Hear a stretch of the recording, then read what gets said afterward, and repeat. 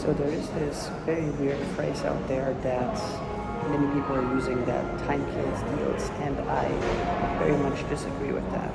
There's one time where that is actually the case, and that is when you are stalling deals, right? So you're probably taking your time and you're not replying to anybody and you're doing things that you shouldn't be doing, which is prolonging the time to take a decision, and that's a problem.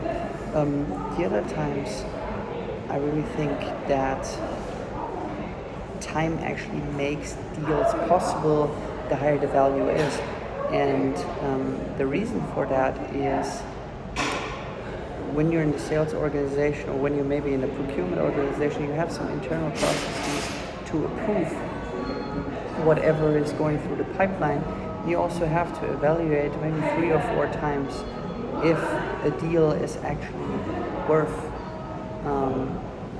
the risk that you're taking on, maybe through some of the T's and C's red lines, some of the contract red lines, and if you have a business case for it and you want to make probably sure 3 to 4 times, we're talking about deals maybe here $50 million deals or $100 million deals, if they're actually making sense. So there are committees sometimes involved, and artificial pressure doesn't help here at all. I don't know, maybe you want to reach your sales quota or you want to get something done before the end of the year. It doesn't make any sense to rush this at all, because your counterpart will just feel rushed. They feel that you are not somebody who's doing proper due diligence either, and they will have a feeling of not being taken seriously. And I think that's a huge problem. As I said, one example that really does kill deals when you take too much time is I had a $500 million deal that fell through because the lawyer wasn't available to look at the red lines, and that's just not acceptable.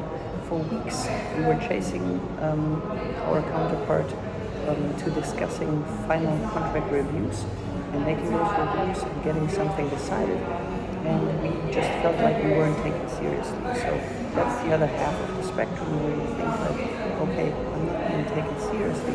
The other one is, why are you creating artificial pressure?